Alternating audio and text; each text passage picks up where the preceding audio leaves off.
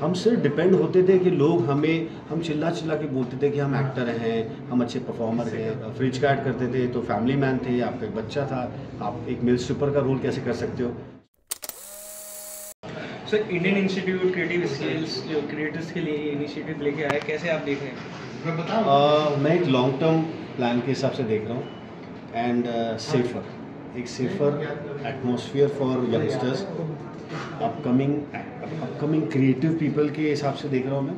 और जो already senior हैं उनके लिए भी, और जो इन्होंने अभी मुझे बताया कि स्ट्रॉन्ग मीडिया इन्फ्लुएंसर जिनका ज़माना चल रहा है बेसिकली, एंड ये बेसिकली सबके एक सेफर एटमॉस्फेयर है वो जो मैं देखता हूँ।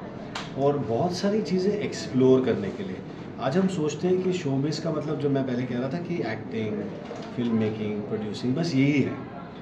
पीछे कोई नहीं देखता कि एक फिल्म बनाने में साउंड, एडिटिंग या कितने क्रिएटिव इनपुट्स जाते हैं, जिसमें शायद अगर मैं उस टाइम पे ये होता तो मैं वो करियर बनाता, ना कि ओनली एक्टिंग। तो जो मेरी नॉलेज जो आज इतनी लिमिटेड है, वो अगर ये टाइम मेरे पास होता तो आज मैं आई थिंक साउंड या म्यूज़िक या एडिटिंग, ये टेक्निकल टर्म्स जो है, मेकअप, ये सब में मैं इन्वॉल्व होता, मुझे सबकी नॉलेज होती।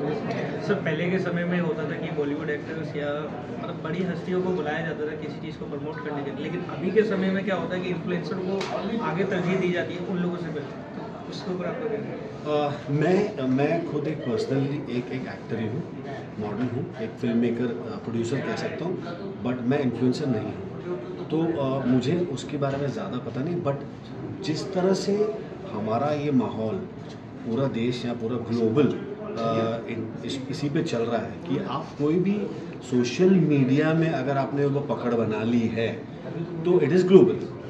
आज आपने यहाँ कुछ क्लिक किया और अगर आपने इंस्टा पे कोई भी इस पर डाला, जो इन्फ्लुएंसर्स करते हैं, तो वो 1 सेकंड में वायरल हो जाता है और पूरे ग्लोबल में हो जाता है। अगर जो हम नॉर्मल मीडिया से जाएंगे या न्यूज़पेपर से जाएंगे या डेली टाइम्स होगा या बॉम्बे टाइम्स होगा, it will not be that global. वो न्यूज़पेपर होगा ही होगा, हाँ, अनलेस वो बंदा ऑनलाइन सर्च करे। तो I guess social media influencer जो है, चाहे यूट्यूबर्स हो, ब्लॉगर्स हो, उनकी रीच फास्टर है। तो ये मैं कहना चाहूँगा, जिससे that is why they are promoting it this way. Sir mostly जितने भी क्रिएटर्स होते हैं या फिर जितने भी डिजिटल प्लेटफॉर्म के आज जेनजी हैं, कहीं ना कहीं कह लो एडमिशन जो लेते हैं, वो कहीं ना कहीं उनके मन में एक्टर बनने का एक कहीं ना कहीं सपना रहता है, इसीलिए इन फील्डों को जो है ज्वाइन किया जाता है। लेकिन एक क्रिएटर और एक एक्टर में बहुत फर्क होता है। क्रिएटर 90% जो है वो लिपसिंग पे काम करता है, लेकिन एक एक्टर आपसे भला कोई जान ही नहीं सकता, क्योंकि जो बहुत बड़े एक्टर हैं वो क्रिएटर को कुछ नहीं मानते, क्योंकि उन्हें पता है दे आर नॉट एक्टर्स।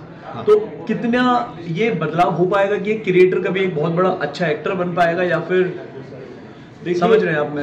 मैं इसमें क्या है, थोड़ा कंट्रोवर्शियल अगर मैं कुछ कहूँगा वो भी हो सकता है, क्योंकि जैसे दूसरे एक्टर, जो आपका सवाल था कि दूसरे एक्टर सोशल मीडिया इन्फ्लुएंसर्स को कुछ नहीं मानते बिकॉज वो एक्टर नहीं, बट मेरे हिसाब से उनकी ज़मीन जो उनको मिली है डांस करने के लिए, परफॉर्म करने के लिए या पब्लिसाइज करने के लिए, उनको मिला है प्लेटफॉर्म, तो वो एंजॉय करते हैं। देयर इज, लोग कंपेयर करना चाहते हैं क्योंकि दोनों शोबिज़ से रिलेटेड है। So my point is, actor ये सोचेगा कि यार ये कुछ भी नहीं है, सोशल मीडिया सोचेगा वो एक्टर अपने घर पे होगा।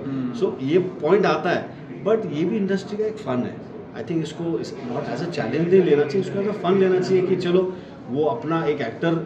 आज आप देखोगे कि लोग सोशल मीडिया जो इन्फ्लुएंसर्स हैं उनको भी ब्रांड एम्बेसडर्स ले रहे हैं एज मॉडल्स, एज जो जैसे अगर शाहरुख खान को किसी और उसमें ब्रांड एम्बेसडर लेते हैं, तो there are social media influencer जिनको लेते हैं कि आप हमारे टी शर्ट्स को प्रमोट कीजिए, आप हमारे ब्रांड को प्रमोट कीजिए, हमारे बिस्किट को तो वो भी एक अलग है, क्योंकि सोशल मीडिया उनको चाहिए। जो हर रास्ते पे जो बिस्किट खा रहा है या कुछ स्नैक खा रहा है, वो उसको प्रमोट करने के लिए वो देखेगा, इंस्टा पे देखेगा और वो जाके देखेगा ये ब्रांड मुझे यहाँ मिल रहा है, ना कि वो शाहरुख खान या सलमान या रणबीर को देखेगा कि वो ये बिस्किट खा रहा है। तो so there is a different path, but both work. Sir acting की बात की जाए तो आपने काफ़ी फिल्में करी हैं और काफ़ी काम भी किया है। ऐसी कौन सी फिल्म या प्रोजेक्ट था जहाँ पर आपको लगा कि आपकी स्किल्स में बहुत ज़्यादा बदलाव आया, आपकी एक्टिंग में बहुत ज़्यादा बदलाव आया? जैसे मैंने पहले कहा था कि जो मेरी पहली फिल्म थी वो आई थिंक किसी एक्टर ने हिम्मत भी नहीं की होगी जो मैंने किया था, कि मेरी फिल्म थी ऊप्स, जो एक मेल स्ट्रिपर पे थी, लेकिन वो दौर 2003 वैसा था जहाँ पे ये फेसबुक या यही सब चलता था, there was no Instagram, social media, या किसी का कोई पावर नहीं था। हम सिर्फ डिपेंड होते थे कि लोग हम चिल्ला के बोलते थे कि हम एक्टर हैं, हम अच्छे परफॉर्मर हैं, मेरा बॉम्बे टाइम्स में आर्टिकल आता है, मेरा कल दिल्ली टाइम्स में आर्टिकल आएगा। सो आई गेस वो बड़ा टफ मार्केट था हम लोगों जैसे एक्टर के लिए। बट जो आपका सवाल था कि डिफरेंस क्या, जो मेरे को चैलेंज मिला कि मुझे लोगों ने काफ़ी कंट्रोवर्शियल उसमें डाला कि how can you be a male stripper, आप तो ऐड करते थे, जो फ्रिज का ऐड करते थे, तो फैमिली मैन थे, आपका एक बच्चा था, आप एक मेल स्ट्रिपर का रोल कैसे कर सकते हो।